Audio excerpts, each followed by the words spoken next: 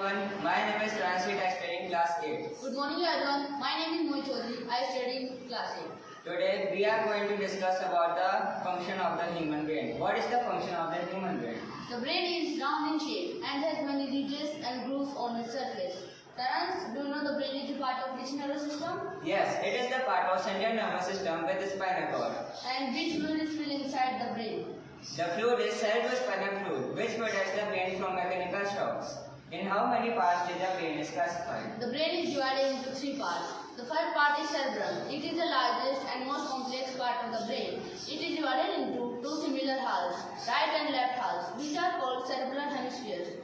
Do you know what is the outer part of these halves? Yes, it is the grey matter, which contains the neurons, and the inner part is known as the white matter, which contains the axon. What is the function of cerebrum? It controls voluntary activities and functions such as memory, thought, language and speech. Do you know the second part of the brain? Yes, it is the cerebellum. It is positioned just below the cerebrum. It is small in size. It is responsible for maintaining the balance of the body and in connecting of muscles and instruction. What is the third part? The third part is medulla oblongata. It is the lowest and continues till the spinal cord. It controls the activities of internal organs such as beating of the heart, breathing, etc.